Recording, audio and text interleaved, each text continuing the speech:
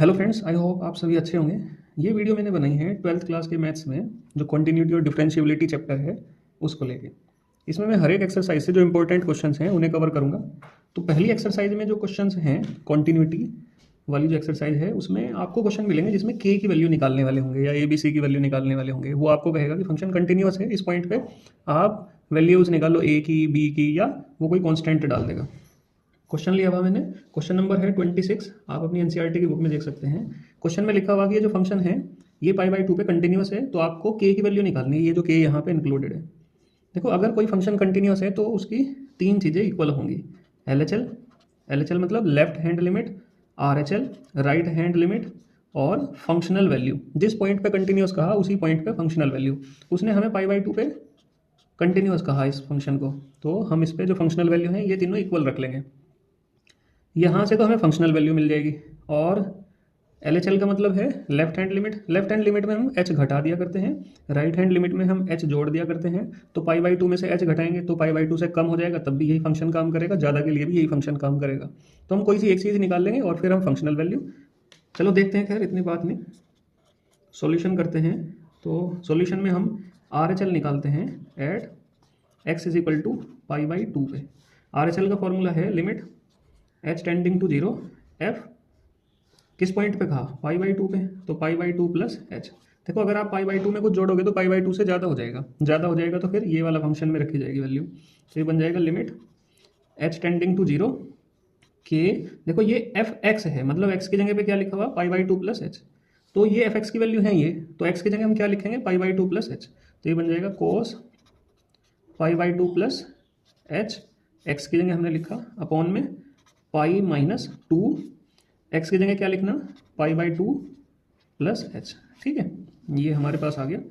अब सॉल्व करेंगे इसे, तो ये बन जाएगा limit H tending to zero के मल्टीप्लाई में है ही cos 90 plus theta. Cos 90 plus theta होगा माइनस के साइन थीटा, माइनस के साइन थीटा। थीटा की जगह क्या है, एच, क्योंकि दूसरे क्वाड्रेंट में कोस नेगेटिव हुआ करता है और पाई/2 पे चेंज भी होना, इस वजह से। अपॉन में इस 2 के अंदर मल्टीप्लाई कर देंगे, पाई-2 से 2 कैंसिल आउट हो जाएगा, पाई बचेगा, और ये माइनस अंदर चला जाएगा तो माइनस एच हो जाएगा, बल्कि 2h बन जाएगा। ठीक है, तो ये बन जाएगा limit H tending to zero. इस पाई से ये पाई कैंसिल आउट हो गया और इस माइनस से ये माइनस कैंसिल आउट हो गया, तो बचा k/2 sign H upon H. अगर आपको याद हो तो फॉर्मूला हुआ करता है limit X tending to zero sine X upon X, या limit H tending to zero sine H upon H. इस पूरे फैक्टर की वैल्यू हो जाएगी 1, तो ये बन जाएगा आपके पास k/2 इंटू 1, तो वैल्यू आ गई k/2। अब ध्यान करें थोड़ा सा, फंक्शनल वैल्यू क्या है, एफ पाई/2 क्या है, एफ पाई/2 की वैल्यू दे रखी है उसने 3। अब क्योंकि फंक्शन कंटिन्यूअस है, एफ एक्स कैसा है, कॉन्टिन्यूअस है, उसने हमें दिया हुआ, तो इसका मतलब k/2 किसके इक्वल होगा, 3 के इक्वल होगा।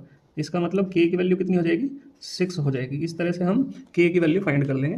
तो इस तरह के ही क्वेश्चन आपको एग्जाम में मिलेंगे। नेक्स्ट क्वेश्चन मैंने लिया क्वेश्चन नंबर 29, एनसीईआरटी का ही है, पहली एक्सरसाइज का क्वेश्चन नंबर 29 है। इसमें कहा हुआ कि जो फंक्शन है ये x इज इक्वल टू 5 पे कॉन्टिन्यूअस है। अगर कंटिन्यूअस है तो k की वैल्यू निकालनी है आपको। फिर वही तरीका है, आप क्या करेंगे, 5 पे एल एच एल भी निकाल लेंगे। देखो इसमें क्या क्या निकालेंगे, एक तो आप फंक्शनल वैल्यू निकाल लो, फंक्शनल वैल्यू आपको यहीं से मिल जाएगी, और दूसरा आप आर एच एल निकाल लेना। क्यों कह रहा हूँ मैं ऐसा, देखो सॉल्यूशन करेंगे। जब हमें ये पता कि फंक्शन कंटिन्यूअस है तो तीनों चीज़ निकालने का हमें फायदा नहीं है, क्योंकि हमारे पास एक ही वेरिएबल है और 2 इक्वेशन से वो वेरिएबल सोल्व हो जाएगा। अगर 2 वेरिएबल होते फिर हमें 3 जगह L H L, are H L और फंक्शनल वैल्यू तीनों निकालने पड़ते। इस वजह से आप ध्यान रखना, है शॉर्ट ट्रिक है, कभी आप इसे लॉन्ग मेथड से करो, आसान है। तो पहले तो आप आर एच एल निकाल लो, R H L at X is equal to 5 पे आर एच एल निकाल लो। तो limit H tending to zero F 5 plus H, जिस पॉइंट पे निकालनी है उसी में एच जोड़ देंगे। 5 प्लस एच मतलब 5 से ज़्यादा हो गया, और 5 से ज़्यादा के लिए फंक्शन है ये वाला, तो इस वाले फंक्शन के अंदर x की जगह हम 5 प्लस एच रख देंगे। तो limit H tending to zero, तो 3x की जगह क्या आ गया, 5 प्लस एच और माइनस के 5, कितना बना, ये बना limit H tending to zero. Multiply करेंगे अंदर 15 प्लस 3h माइनस के 5। अगर h की वैल्यू में 0 रखता हूँ तो ये कितना बचेगा, ये बचेगा 10, मतलब एल एच एल हमारी कितनी आ गई, 10। अब अगर मैं f5 निकालूँ, भाई फंक्शनल वैल्यू भी तो इक्वल होगी। अगर मैं f5 निकालता हूँ तो इक्वल टू का साइन यहाँ होल्ड कर रहा, ठीक है, तो इसका मतलब मैं 5 रखूँगा तो यहाँ पे रखूँगा k, x के लिए क्या रखूँगा, 5 प्लस 1, किसके इक्वल आ गया, 5k प्लस 1 के।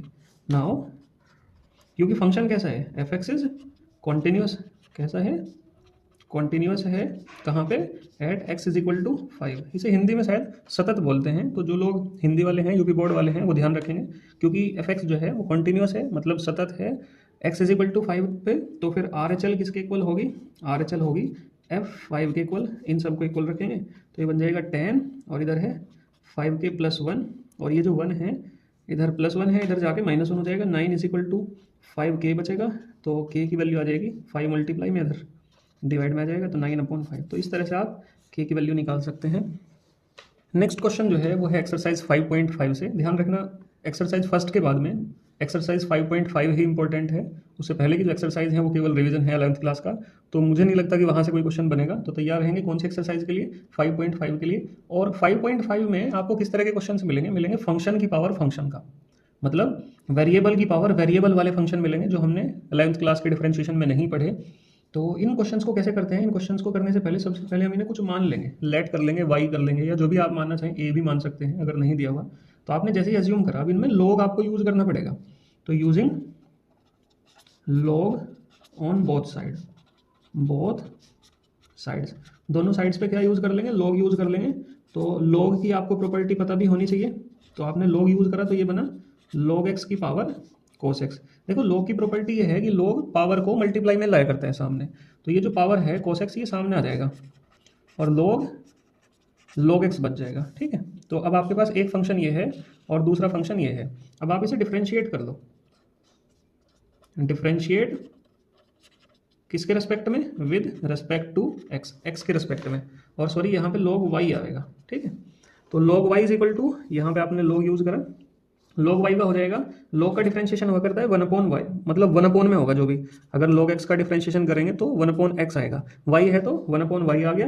अब क्योंकि हम x के रेस्पेक्ट में कर रहे हैं तो ये dy/dx भी बनेगा, ठीक है। और यहाँ पे हम क्या यूज करेंगे, प्रोडक्ट रूल यूज करेंगे, क्योंकि हमारे पास दो फंक्शन है, फर्स्ट फंक्शन और सेकंड फंक्शन। तो cos x का डिफरेंशिएशन करेंगे, माइनस के sin x बन जाएगा, ठीक है। और दूसरे वाले को इतने जुगा तो रखेंगे, तो log x ये हमने एज इट इज रखा। इस बार हम cos x को एज इट इज रखेंगे और log x का डिफरेंशिएशन करेंगे। देखो ये वाला log तो इसे 1 में पहुंचा देगा, हमने कहा ना कि log x का डिफरेंशिएशन 1/x हुआ करता है, तो इस वाले के लिए तो ये अपॉन में आ जाएगा, और फिर इस log का डिफरेंशिएशन करेंगे तो 1/x आएगा।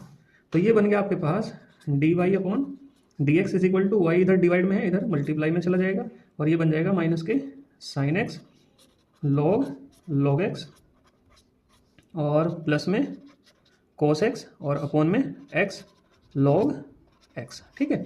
y की वैल्यू रख देंगे यहाँ पे, y की वैल्यू क्या है, log x की पावर sin cos x, ठीक है।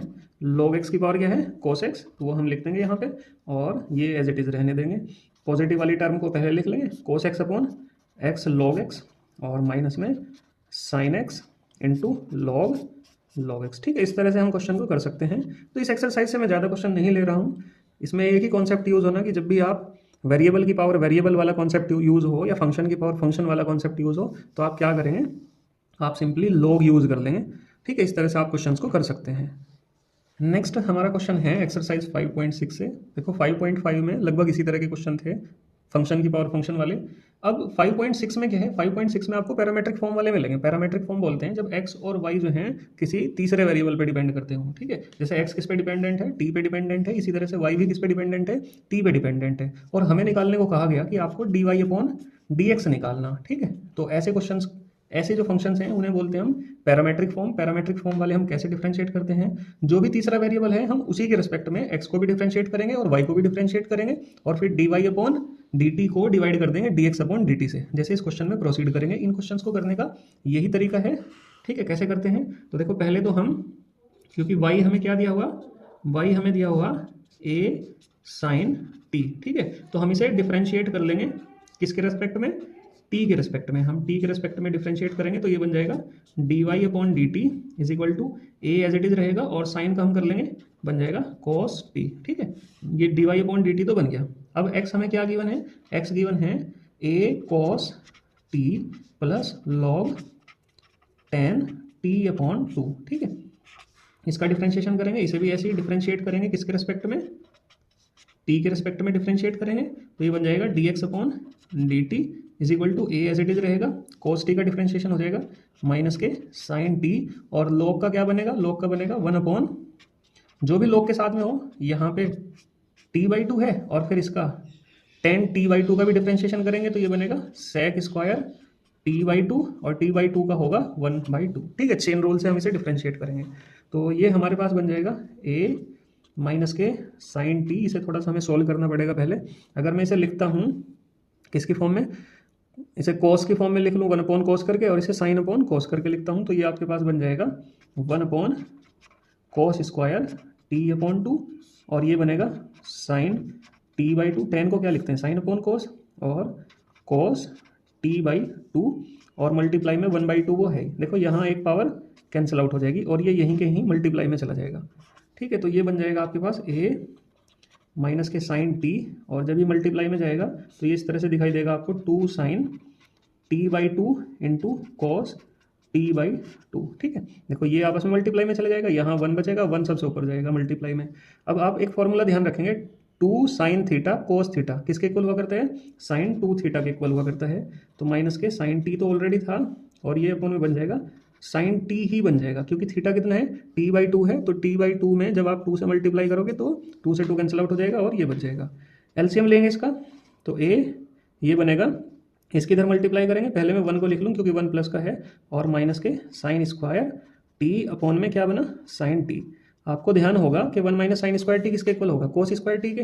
तो मैं इसे यहाँ लिख लेता हूँ, तो ये बना आपके पास dy/dt is equal to a cos square t upon sine t. ठीक है, अब dy/dt निकल गया, सॉरी ये x है तो dx/dt निकल गया, और dy/dt भी है। अब मुझे क्या निकालना, मुझे निकालना dy/dx। तो कैसे निकालूंगा, dy/dt को डिवाइड कर दूंगा dx/dt से। ठीक है, तो इनकी वैल्यूज तो मेरे पास है, इसकी वैल्यू क्या है, a cos t। ठीक, अपॉन में 1 लिख लो इसके, क्योंकि नहीं तो आप फिर बाद में कंफ्यूज होंगे, क्योंकि इसके अपॉन में ऑलरेडी है, इसके अपॉन में कुछ नहीं था तो 1 लिख लिया। और ये बना हमारे पास a cos t cos square t और अपॉन में साइन t। ठीक है, कैसे करेंगे, ये तो ऊपर चला जाएगा और ये यहाँ मल्टीप्लाई में, और a से a कट जाएगा, आप देखेंगे ध्यान से। तो ये बन जाएगा cos t साइन t और अपॉन में cos स्क्वायर t, इससे एक पावर कट जाएगी, ये बचेगा sine t upon cos t, तो ये आ जाएगा आपका आंसर tan t या टेंट। ठीक है, इस तरह से आप इसे समझ सकते हैं। तो इस तरह से आप पैरामेट्रिक फॉर्म वाले क्वेश्चन सोल्व कर लेंगे। नेक्स्ट क्वेश्चन मेरे पास है डबल डिफरेंशिएशन से। डबल डिफरेंशिएशन में मुझे क्या दिया हुआ, y की वैल्यू दी हुई y equal to tan inverse x का होल स्क्वायर, और मुझे ये प्रूव करना है। ठीक है, टू प्रूव ये है। सॉल्यूशन कैसे करेंगे इसका, सॉल्यूशन करेंगे भाई, हमें दिया हुआ y equal to tan inverse x का होल स्क्वायर, तो मैं क्या करूँगा, इसे डिफरेंशिएट कर दूंगा दोनों साइड को। तो differentiate with respect to x के रेस्पेक्ट में डिफरेंशिएट करेंगे तो ये बन जाएगा dy/dx इज इक्वल टू, देखो पावर सामने आएगी पहले तो 2 tan इनवर्स x की पावर बनेगी 1। ठीक है, अब tan इनवर्स x का डिफरेंशिएशन करेंगे, और tan इनवर्स x का डिफरेंशिएशन कितना होगा, 1 प्लस एक्स स्क्वायर। ठीक है, अब मैं क्या करूंगा, ये जो अपॉन वाला है इसे इधर भेज देंगे। देखो dy/dx को मतलब एक बार डिफरेंशिएशन को हम लिखते हैं y1, जैसा उसने यहाँ पे लिखा हो। y2 का मतलब है 2 बार डिफरेंशिएटेड है, और y1 का मतलब है कि एक बार डिफरेंशिएटेड है y। और ये जो अपॉन वाला है मैंने इसे मल्टीप्लाई में भेज दिया, 1 plus x square is equal to, ये बना मेरे पास 2 tan इनवर्स x।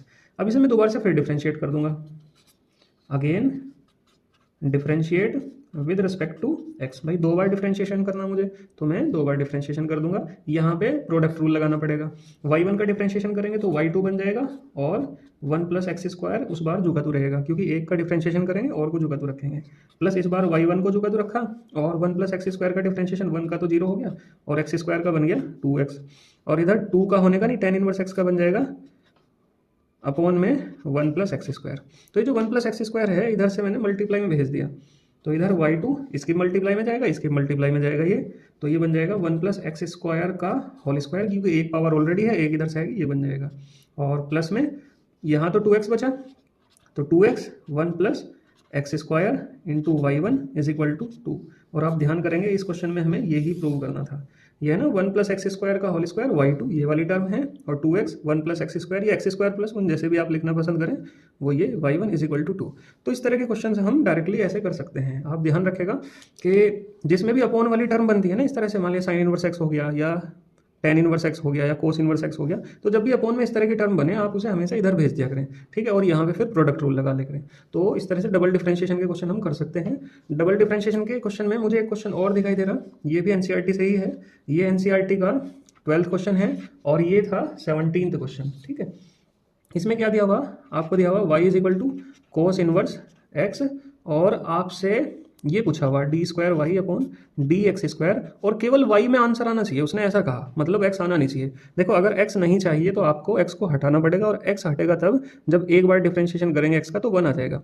लेकिन यहाँ से ही खत्म नहीं होने का, अगर आप इसका डिफरेंशिएशन सीधे सीधे करोगे ना तो कोस इनवर्स x का डिफरेंशिएशन बन जाएगा -1 अपॉन रूट के अंदर 1 माइनस एक्स स्क्वायर, और ये खत्म नहीं होने का। तो अच्छा तरीका क्या है कि आप इसे ऐसे लिख लो, इसे इनवर्स को आप इधर ले आओ, तो cos Y is equal to X बन जाएगा। अब इसे डिफरेंशिएट कर लो, differentiate both sides with respect to x, x के रिस्पेक्ट में, तो ये बन जाएगा आपके पास कोस वाई का बन जाएगा माइनस के साइन वाई, और वाई का बन जाएगा d Y upon D x, और एक्स का कितना हो जाएगा 1, ठीक है। तो अब d Y upon D x की वैल्यू कितनी आ गई आपके पास, आई -1 अपॉन साइन वाई, ठीक है। आप चाहे तो इसे कोसेक भी लिख सकते हैं, कोसेक वाई, और अगेन फिर दोबारा से डिफरेंशिएशन कर दो, again differentiate with respect to X, तो ये तो बन जाएगा आपके पास D square Y upon D x square, और कोसेक स्क्वायर का क्या होगा, इसका होगा माइनस के कोसेक वाई और कोट वाई, और क्योंकि एक माइनस पहले से ही है और इसके डिफरेंशिएशन में भी माइनस आया करता है तो ये प्लस हो जाएगा, ठीक है। इस तरह से आप इसका डिफरेंशिएशन कर सकते हैं। तो डबल डिफरेंशिएशन से आपको इसी तरह के क्वेश्चन मिलेंगे। नेक्स्ट क्वेश्चन है हमारे पास एग्जाम्पल नंबर 48। इस क्वेश्चन में कहा हुआ कि आपको साइन स्क्वायर एक्स को डिफरेंशिएट करना ई की पावर कोस एक्स में, ठीक है, इसके रेस्पेक्ट में। मतलब अगर आप इसे लिखना चाहें तो आप इसे लिख सकते हैं डी बाई डी ई की पावर कोस एक्स, और ऊपर लिख सकते हैं साइन स्क्वायर एक्स। तो कुल मिला के आपसे उसने ये पूछा हुआ, आप इसे कैसे सोल्व करेंगे। देखो इसमें घबराने वाली कोई बात नहीं है, जैसे हमने पैरामेट्रिक फॉर्म वाले करे थे इसी तरह से इन्हें भी कर लेंगे हम। तो हम क्या करेंगे, पहले इसका डिफरेंशिएशन कर लेंगे एक्स के रेस्पेक्ट में, फिर इसका डिफरेंशिएशन कर लेंगे और डिवाइड कर देंगे। तो साइन स्क्वायर एक्स है, इसे हमने डिफरेंशिएट करा with respect to x, x के रेस्पेक्ट में, तो मान लिया ए है, ठीक है, तो ये बन जाएगा d A upon D x is equal to 2 सामने आ जाएगा, और साइन की पावर बचेगी 1, और साइन का डिफरेंशिएशन क्या हो जाएगा, कोस एक्स हो जाएगा। इसी तरह से आल्सो आपने लेट कर लिया कि b इज इक्वल टू है ई की पावर कोस एक्स, और अब आप इसे डिफरेंशिएट कर देंगे, differentiate with respect to X, इसे भी, तो ये बन जाएगा D B upon D x is equal to E की पावर का तो कुछ भी हो वो एज इट इज रहा करता है, बस अगर एक्स है तो यहीं खत्म हो जाएगा, अदरवाइज अगर कोई और हो तो उसका डिफरेंशिएशन कर दो, जैसे ई की पावर एक्स होता है तो ई की पावर एक्स और खत्म। और क्योंकि एक्स की जगह क्या है, कोस एक्स है, तो कोस एक्स का डिफरेंशिएशन जब हम करेंगे तो वो होगा माइनस के एक्स, तो इसका मतलब आप इसे लिख सकते हैं माइनस के साइन एक्स और ई की पावर कोस एक्स, ठीक है। तो अब आपको क्या चाहिए, आपको चाहिए D A upon D B, A क्या है साइन स्क्वायर एक्स, तो डी ए अपॉन डी बी, बी क्या है ई की पावर कोस एक्स। उसे निकालने का तरीका क्या है, निकालने का तरीका है डी ए अपॉन डी एक्स और D B upon D X, ठीक है, इस तरह से।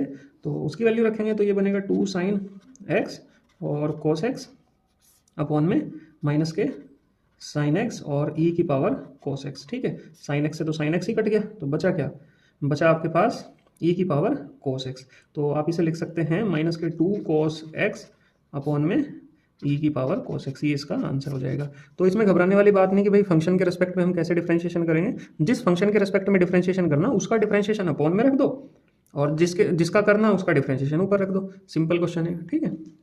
अब मैं आपको मिसलेनियस के क्वेश्चन कराऊंगा जो काफ़ी इंपॉर्टेंट हैं बोर्ड के लिए। मिसलेनियस का क्वेश्चन नंबर 15 है, ये काफ़ी इंपॉर्टेंट क्वेश्चन है और थोड़ा सा ट्रिकी भी है, इसे देखेंगे कैसे करेंगे। इसे करने का तरीका हमारे पास ये है कि आप पहले तो आप इसे यहाँ से इधर भेजो, अगर आप यहीं पे डिफरेंशिएशन करोगे तो आप फंस जाओगे। तो ये बनेगा आपके पास x 1 plus y is equal to minus के वाई और 1 प्लस एक्स, ठीक है, इस तरह से। अब आपको करना क्या है, स्क्वायर करना दोनों साइड का, square on both side, both side. ये जो रूट है ना ये थोड़ी सी दिक्कत कर देगा, तो इसे रूट को हटा लो आप पहले ही, तो ये बन गया आपके पास एक्स स्क्वायर और इसका रूट हट जाएगा 1 प्लस वाई बनेगा इज इक्वल टू स्क्वायर होते ही ये वाई स्क्वायर और 1 प्लस एक्स हो जाएगा, इसकी अंदर मल्टीप्लाई कर देंगे और मल्टीप्लाई करके एक ही साइड में लेके आ जाएंगे, तो ये बन जाएगा x square plus x square y और माइनस के वाई स्क्वायर और माइनस के y square x is equal to 0। अंदर मल्टीप्लाई करी दोनों पॉजिटिव होंगे, इधर आके दोनों नेगेटिव हो जाएंगे। इन दोनों को एक साथ लिख लेंगे हम, तो x square minus y square, और इन दोनों में से देखो क्या कॉमन आ रहा, आप देखोगे कि इनमें से आपको एक्स वाई कॉमन दिखाई दे रहा। ठीक है, तो यहाँ क्या बचेगा x, और यहाँ क्या बचेगा y बचेगा, क्योंकि यहाँ एक्स स्क्वायर है तो एक x बाहर आ गया, एक यहाँ पे बच गया, यहाँ वाई स्क्वायर है, एक बाहर आ गया, एक यहाँ पे बच गया।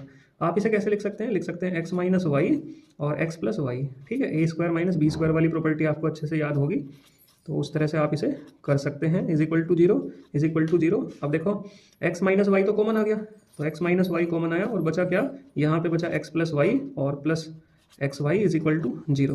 अब क्योंकि x और y आपस में इक्वल है नहीं, तो ये वाला फैक्टर तो जीरो होने का नहीं, और जब ये नहीं जीरो होने का तो फिर x plus y plus x y is equal to zero होगा, क्योंकि x does not equal to y, ये तो आपस में इक्वल है नहीं। तो अब आपको क्या करना, x को इधर भेज देना और इन दोनों में से y कॉमन ले लेना, तो 1 प्लस एक्स और ये x इधर जाके माइनस का x बन जाएगा, तो y इज इक्वल टू आ जाएगा minus x upon 1 plus x. अब आप इसे डिफ्रेंशिएट कर लो, किसके रेस्पेक्ट में, क्योंकि एक तो इसमें रूट भी नहीं है। ठीक है, अब ये डिफ्रेंशिएट हो जाएगा विद रिस्पेक्ट टू एक्स। होने को यहाँ पे भी हो जाता है, लेकिन फिर आप इसमें फंस जाते सवाल में, क्योंकि एक तो रूट है और फिर ये यहाँ आप कभी नहीं पहुँचते, कहीं और पहुँच जाते कुल मिला के। क्योंकि डिफ्रेंशिएशन में दिक्कत क्या है कि कई सारे आंसर आ सकते हैं। अब हमें जो चाहिए वो आपको एक तरीका पता होना चाहिए कि किस तरह से होने वाला। तो ये बन जाएगा d Y upon D x, और यहाँ आप कौन सा रूल लगा देंगे, क्वोशेंट रूल लगा देंगे। इसे माइनस को भी कुछ देर के लिए बाहर रखा, ऊपर वाले का डिफ्रेंशिएशन करा, एक्स का 1 हो जाएगा और 1 प्लस एक्स बचेगा, बीच में माइनस। अब ऊपर वाले को जुगातू रखेंगे और नीचे वाले का डिफ्रेंशिएशन 1 का 0 और एक्स का 1 हो गया, अपॉन में नीचे वाले का स्क्वायर करते हैं 1 प्लस एक्स का होल स्क्वायर। कैसे करते हैं एक बार सुन लो ध्यान से, ऊपर वाले का डिफ्रेंशिएशन करेंगे, नीचे वाले को उसी की मल्टीप्लाई में जुगातू लिख देंगे, बीच में माइनस, फिर ऊपर वाले का डिफ्रेंशिएशन नहीं करने के और नीचे वाले का करेंगे, और नीचे वाले का होल स्क्वायर पूरे के अपॉन में लिख देंगे। ठीक है, तो माइनस मल्टीप्लाई करेंगे 1 plus x minus x upon में 1 प्लस एक्स का होल स्क्वायर। ठीक है, एक्स एक्स कट गया और जो आपको चाहिए था वो आ गया -1 अपॉन 1 प्लस एक्स का होल स्क्वायर। ठीक है, तो ये आपको प्रूव करना था, इस तरह से आप इसे सोल्व कर सकते हैं। नेक्स्ट क्वेश्चन है हमारे पास मिसलेनियस का ही है, क्वेश्चन नंबर 15 है। ये काफ़ी इंपॉर्टेंट क्वेश्चन है, बहुत बार ये एग्जाम में आया हुआ, तो इसे देखते हैं कैसे करेंगे। क्वेश्चन दिया हुआ x माइनस ए का whole square plus Y minus B का whole square is equal to C square, और आपको ये प्रूव करके दिखाना है कि ये वाली जो टर्म है उसमें a और b आने का नहीं आंसर में। देखो यहाँ पे तो a और b है, और जब आप इसे सोल्व करके निकालोगे तो आपको a और b नहीं मिलने का। ठीक है, ये माइनस के c करके कुछ मिलेगा, तो आपको यही प्रूव करना है। तो इसमें आपको क्या क्या चाहिए, एक तो d Y upon D x चाहिए, और चाहिए आपको d square Y upon D x square. तो यहाँ से आप d Y upon D x की वैल्यू निकालेंगे और D square Y upon D x square निकालेंगे, उसे यहाँ सब्सटीट्यूट कर देंगे। तो करते हैं इसे डिफ्रेंशिएट, तो हम इसे डिफ्रेंशिएट कर देंगे with respect to x. Differentiation करेंगे तो पावर सामने आ जाएगी 2, और x माइनस ए की पावर बचेगी 1, और फिर इसका डिफ्रेंशिएशन करेंगे, x का 1 हो जाएगा और a का 0 हो जाएगा। इसी तरह से यहाँ पे भी पावर सामने आएगी और y माइनस बी की पावर 1 बचेगी। अब y का डिफ्रेंशिएशन करेंगे तो d Y upon D x, और b का हो जाएगा 0, और इधर c स्क्वायर का डिफ्रेंशिएशन क्या बन जाएगा, 0 बन जाएगा, क्योंकि a b c क्या है, कॉन्स्टेंट है। तो अब आपको क्या करना है, इस वाली टर्म को इधर भेज देना और यहाँ से d Y upon D x की वैल्यू निकालनी। तो देखो d Y upon D x की वैल्यू आएगी क्या, तो आपने ये वाली टर्म इधर भेजी, तो -2x माइनस ए, और ये जो 1 है इसका तो मल्टीप्लाई में कोई ज़्यादा इफेक्ट पड़ने का नहीं, और ये जो d Y upon D x की मल्टीप्लाई में है, ये मल्टीप्लाई से डिवाइड में चला जाएगा, तो 2y माइनस बी, 2 से 2 कैंसिल आउट हो गया। तो d Y upon D x आपके पास क्या आया, ये आया x माइनस ए और अपॉन में y माइनस बी। अब इसे दोबारा से फिर डिफ्रेंशिएट कर देंगे, क्योंकि आपको d square Y upon D x square भी चाहिए। तो again differentiate with respect to x. ठीक है, दोबारा से फिर डिफ्रेंशिएशन कर देंगे, तो ये बन जाएगा d square Y upon D x square is equal to x minus, देखो क्वोशेंट रूल लगेगा, ऊपर वाले का डिफ्रेंशिएशन करेंगे तो ऊपर वाला है आपका x माइनस 1, इसका डिफ्रेंशिएशन 1, और y माइनस बी जो का तो, और बीच में माइनस आया करता है, ऊपर वाला जो का तो रहेगा, और नीचे वाले का डिफ्रेंशिएशन करेंगे तो d Y upon D x बन जाएगा, और b का 0, नीचे क्या आएगा, नीचे आएगा y माइनस बी का होल स्क्वायर। तो क्या बना ये बना y माइनस बी और माइनस एक्स माइनस ए, और d Y upon D x की वैल्यू यहीं से सब्सटीट्यूट कर दो। देखो यहाँ एक माइनस आएगा, ठीक है, उस माइनस का ध्यान रखेंगे, उस माइनस को बाहर ही लिख लेंगे। तो ये माइनस मैंने रखा, तो माइनस के x माइनस ए और अपॉन y माइनस बी, ध्यान रखेंगे मल्टीप्लाई में है तो माइनस माइनस मल्टीप्लाई होके प्लस हो जाएंगे, और पूरे के अपॉन में y माइनस बी का होल स्क्वायर भी है। ठीक है, तो इसे सॉल्व करेंगे तो एलसीएम लेना पड़ेगा, एलसीएम लेंगे, ये इधर मल्टीप्लाई में चला जाएगा, और ये बन जाएगा d square Y upon D x square is equal to y minus B का होल स्क्वायर बन जाएगा। देखो ये माइनस एज इट इज़ यहाँ रहेगा, ये इधर मल्टीप्लाई में वाई माइनस बी का होल स्क्वायर, और माइनस माइनस ये हो जाएगा प्लस, और x माइनस ए का होल स्क्वायर बन जाएगा, और सामने क्या है, माइनस है ये वाला। ये जो नीचे y माइनस बी है, क्योंकि आपने एलसीएम तो ले लिया, ये फिर इसकी मल्टीप्लाई में जाएगा और ये बन जाएगा फिर y माइनस बी की 2 पावर, ये है एक ही हो जाएगी, 3 पावर बन जाएगी। आपने पढ़ा x माइनस ए का whole square plus y minus B का होल स्क्वायर किसके इक्वल है, सी स्क्वायर के, तो आप इसे लिख सकते हैं minus C square upon Y minus B की होल क्यूब। ठीक है, अब आपने D Y upon D x और D square Y upon D x square तो निकाल लिए। अब आपको वैल्यू यहाँ पुट करनी है। नाउ जब आप वैल्यू यहाँ पुट करेंगे तो 1 plus d Y upon D x की वैल्यू क्या है, ये है आपके पास माइनस के एक्स माइनस ए अपॉन में वाई माइनस बी, फिर उसका होल स्क्वायर और उसकी पावर कितनी है 3/2, और अपॉन में D square Y upon D x square, इसकी वैल्यू क्या आई माइनस के C square upon Y minus B की होल की पावर 3 होगी। ठीक है, तो क्या करेंगे, यहाँ आपको एलसीएम लेना पड़ेगा। देखो स्क्वायर पहली बात तो इसे क्या कर देगा, प्लस कर देगा, तो ये आपके पास बनेगा वाई माइनस बी, देखो स्क्वायर होगा तो एक्स माइनस ए का होल स्क्वायर और वाई माइनस बी का होल स्क्वायर आएगा। जब एलसीएम लेंगे तो वाई माइनस बी का होल स्क्वायर और प्लस एक्स माइनस ए का whole square upon Y minus B का होल स्क्वायर की पावर 3/2, और ये वाली टर्म तो है ही यहाँ। ठीक है, ध्यान रखेंगे इस वाली बात को, मैं इसे लिख नहीं रहा हूँ तो आप इसे ध्यान रखना केवल। आगे का पार्ट करने के लिए मैं एक पेज लिया हूँ इधर। अब इसे कैसे करेंगे, देखो ये तो आपके पास अगर आपको ध्यान हो ये तो क्या बन जाएगा, सी स्क्वायर बन जाएगा, तो ये तो आपके पास बन गया C square upon Y minus B के होल स्क्वायर की पावर कितनी है 3/2, और अपॉन में क्या है, अपॉन में ये वाली टर्म है माइनस सी स्क्वायर अपॉन में वाई माइनस बी का होल स्क्वायर। ठीक है, ये वाली सॉरी क्यूब, ठीक है, ये वाली टर्म है ना यहाँ पे, तो ये मैंने लिख दिया एज इट इज। अब आप इसका ध्यान रखो, आपको ना स्क्वायर रूट भी करना, तो ये जो हाफ है इसे और इसे कैंसिल आउट कर देगा, ये जो आधी पावर है इसे और इसे काट देगी और पावर 3 बचेगी, तो ये आपके पास बचेगा सी की power 3 upon Y minus B की पावर 3, क्योंकि अपॉन वाला 2 तो इनसे कट गया, और अपॉन में क्या है minus C square upon Y minus B की होल क्यूब, इससे ये पूरा फैक्टर कट गया और इससे एक पावर बचेगी, तो ये आ जाएगा माइनस के सी, और यही हमें इसमें प्रूव करना था। ठीक है, कि भाई जो आंसर आएगा इसका वो ए और बी पे डिपेंडेंट नहीं होगा, वो क्या आएगा, सी आएगा या माइनस के सी आएगा। वो डायरेक्ट भी कह सकते हैं कि ये प्रूव करके दिखाओ। तो इस वीडियो में इतना ही। अगर आपको किसी क्वेश्चन में दिक्कत आती है तो आप मुझे कमेंट करके नंबर डाल सकते हैं, एक्सरसाइज लिख दें, उसका क्वेश्चन नंबर लिख दें। अगर आपको एनसीईआरटी से कोई अलग क्वेश्चन पूछना तो वो भी आप पूछ सकते हैं। जानकारी के लिए मैं आपको बता दूं कि एनसीईआरटी की बुक से, दोनों बुक से आपको लगभग 65-70% आपका जो पेपर है वो मिल जाएगा, मतलब 80 में से आप मान के चलो 55-56 नंबर का आपको मिल जाएगा एनसीईआरटी में से ही। और थोड़ा सा आप पिछले साल के एग्जाम पेपर कर लेंगे तो काफ़ी अच्छी तैयारी हो जाएगी आपकी। ठीक है।